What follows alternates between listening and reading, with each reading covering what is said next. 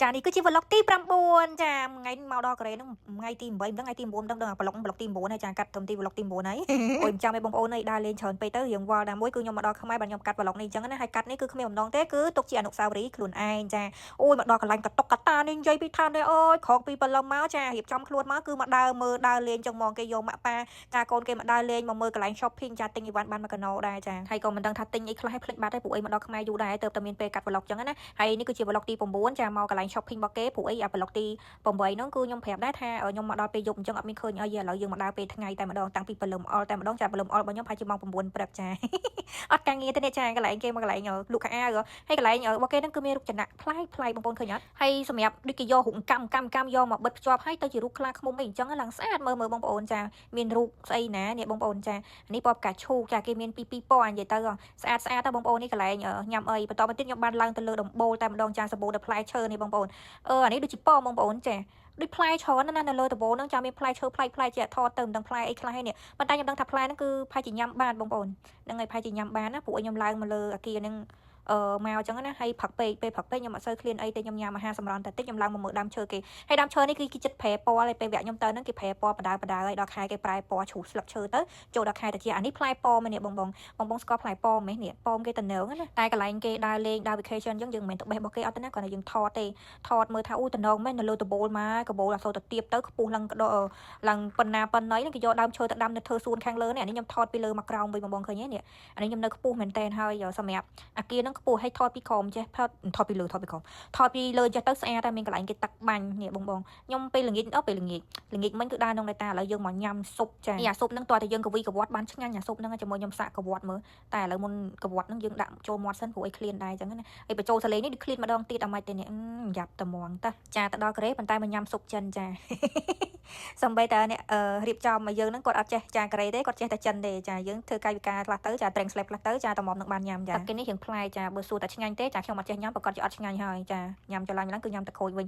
ញកវត្តមកជុំណែជោគជ័យដែរតាស្មានតែកវត្តមិនបានញ៉ាំទេមើលទៅអូយនឹកឃើញកន្លែងញ៉ាំស៊ុបហ្នឹងអស់សណយខ្លួនឯងហ្មងអើយគាត់ថាកវត្តហ្នឹងមិនបានជោគជ័យទេចេះបានជោគជ័យដាក់ចូលមាត់បានដែរចាហើយញ៉ាំនេះដូចជាអាសៀលម៉ោង2មិនដឹងម៉ោង2ជាងមិនដឹងនេះអញ្ចឹងពេលដែលយើងញ៉ាំហើយគឺយើងត្រូវទៅដើរលេងបន្តចាទឹកជ្រលក់របស់គ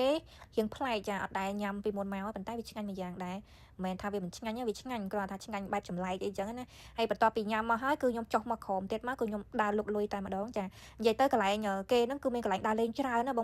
ងនៅក្នុងហ្នឹងក្រៅសួនក៏មានកន្លែងដើរចាខាងក្នុងរបស់គេក៏មានកន្លែងដើរចាឥឡូវនេះខ្ញុំបន្តកន្លែងលុកលុយទៀតហើយចាដោយសារតែឃើញចាមានទឹកបាញ់ចាអញ្ចឹងគឺខ្ញុំចាបន្តទៀតហើយគឺទៅមើលកន្លែងទឹកបាញ់ថាលុយប៉ុណ្ណាចាអូយកន្លែងហ្នឹងគេមានភ្លេងទៀតតែឃើញអាញាក់ហ្នឹងមិនមែនញាក់អត់ភ្លេងទេចាកន្លែងគេហ្នឹងមានភ្លេងចាមានភ្លេងអញ្ចឹងទៅបាញ់អាទឹកហ្នឹងវាបាញ់តាមភ្លេងមុនតាំងតំណងហើយឡើងថ្ងៃឡើងល្ងាចហ្នឹងឡើងលុយហ្មងចាមកល្ងាចហ្នឹងគឺដើរលេងអត់ឈប់តែម្ដងនិយាយទៅគឺឥឡូវមកសវាយអាកន្លែងក្រៅសៃវៀនហ្នឹងវិញកន្លែងហ្នឹងគឺមានទឹកបាញ់ហើយគេមានភ្លេងទៀតជាមួយនឹងសន្តាគារមួយហ្នឹងនិយាយថ្ងៃនេះគឺមួយថ្ងៃវល់ល្ងាចគឺដើរលេងតាំងពីព្រឹកវល់ល្ងាចហ្មងពួកអីយើងអត់មានការងារអីត្រូវធ្វើទេពួកអីពេលខ្ញុំត្រូវការងារហ្នឹងគឺខ្ញុំត្រូវធ្វើចុងថ្ងៃទេហើយថ្ងៃនេះដូចជាថ្ងៃទី8មិនដឹងថ្ងៃទី9មិនដឹងដែរនៅបានកូរ៉េមិនដឹងថាថ្ងៃទី8ឬក៏ថ្ងៃទី9ហ្នឹងខ្ញុំភ្លេចហើយបងអើយដឹងថាពួកអីយើងកាត់តវីដេអូនេះគឺ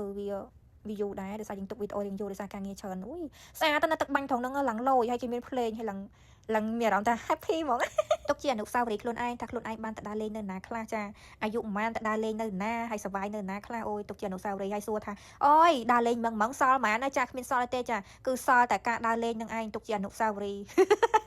គ្មានសល់ទេខៅពីចាការដើរលេងនឹងទេពួកអីរាល់ថ្ងៃគឺបានដើរលេងនឹងឯងបើមិនឲ្យដើរលេងទៀតធ្វើអីហ្នឹងរកបានមកនាំតែពិបាកចិត្តអីយើងដើរលេងទៅបើសួរសល់អីច្រើនសល់លុយច្រើនអត់សល់ទេចាគឺចូលចិត្តដើរលេងចាហើយបើអ៊ំមីងសួរថាអូយមីក្អូនអើយឃើញដើរតែលេងអញ្ចឹងសល់ប្រហែលហើយហ្នឹងចាខ្ញុំនឹងជម្រាបប្រាប់វិញថាគឺខ្ញុំមិនសល់អីទេចាសល់តែខ្លួនមួយហ្នឹងហើយនឹងជាមួយនឹងភាពរីករាយរបស់ខ្ញុំចាខ្ញុំអត់ខ្វល់ច្រើនទេចារងថ្ងៃអត់មានឈឺចាប់ស្អិតទ្រូងទេឲ្យតែថារងថ្ងៃមានសេរីសួស្ដីមានសេរីភាពចាមានក្តីសុខដូចរងថ្ងៃនេះគឺខ្ញុំទទួលយកហើយខ្ញុំមិនលុបលុនទេចាមានកូនចៅមានបុគ្គលិកល្អនៅការលក់ដូររស៊ីទៅឲ្យមេដើរលេងអញ្ចឹងទៅចារងថ្ងៃខ្ញុំមានកូនចាបុគ្គលិករបស់ខ្ញុំល្អណាគាត់ខំធ្វើការចឹងលក់បានលុយអញ្ចឹងទៅចាមេមានលុយដើរលេងចាតែប៉ុណ្្នឹងឯងអាហ្នឹងជីវភាពរបស់ខ្ញុំតែប៉ុណ្្នឹងឯងហើយសួរថាមីកូនណាងាកដើរលេងចាអ្នកមីងលោកអ៊ំអើយដោយសារតែខ្ញុំខំរហ្នឹងឯងបានខ្ញុំខំដើរលេងបើខ្ញុំខំរខ្ញុំមិនដើរខ្ញុំឲ្យអ្នកណាចាយបើខ្ញុំខ្លួនមួយហ្នឹងចានឹងសូមជម្រាបចាអ៊ំអ៊ីចាដែលបានសួរគ្នាខ្ញុំច្រើនចាខ្ញុំអត់ខ្វល់ទេព្រោះអីជីវិតរបស់ខ្ញុំនេះគឺខ្លួនមួយគឺសុបាយចិត្តណាស់មិនចាំបាច់បំពុលទុកអ្នកណាទេចាគឺមានក្តីសុខខ្លួនឯងចាចង់ទៅហោះទៅលេងប្រទេសណាគឺខ្ញុំទៅលេងប្រទេសហ្នឹងចាខ្ញុំមិនបាច់ខ្វ ល់ទេហើយជំរាបប្រាប់អ៊ំអ៊ីផងតា